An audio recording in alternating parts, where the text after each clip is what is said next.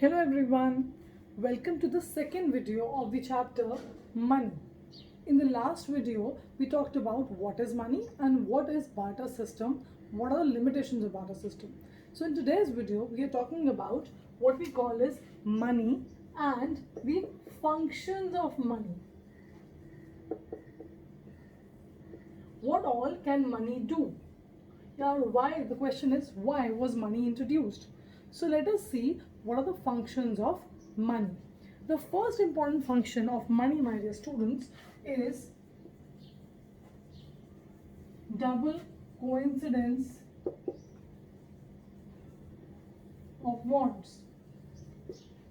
Now, there is no need for double coincidence of wants.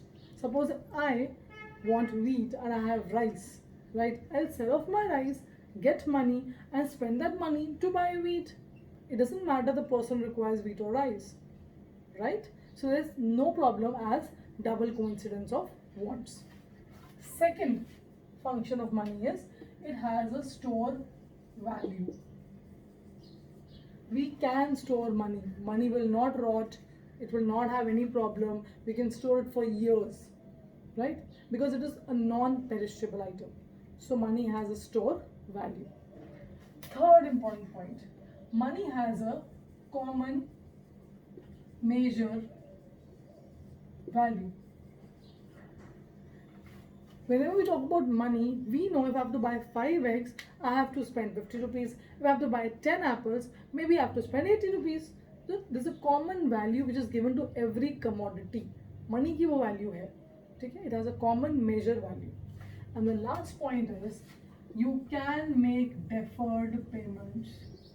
Obviously, I can store money right now and I can make payment at a later stage when I want to.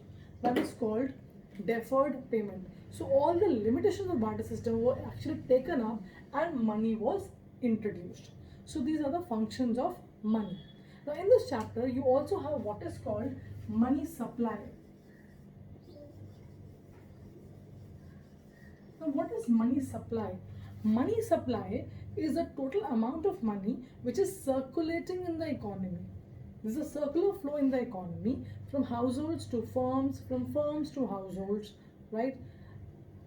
The amount of money which is going on in the economy is called money supply. It has various components like M1, M2, M3, M4 and H.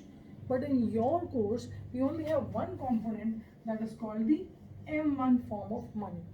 M1. Now what is this M1? M1 components are currency notes and coins. Whatever we have, all the currency notes and coins that we have, plus demand deposits with commercial banks,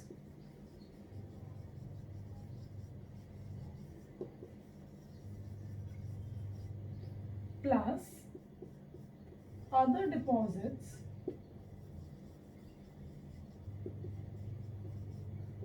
with RBI. So let us see in detail what exactly it is. Currency notes and coins, whatever note or coin I have in my wallet, that is the currency notes and coins.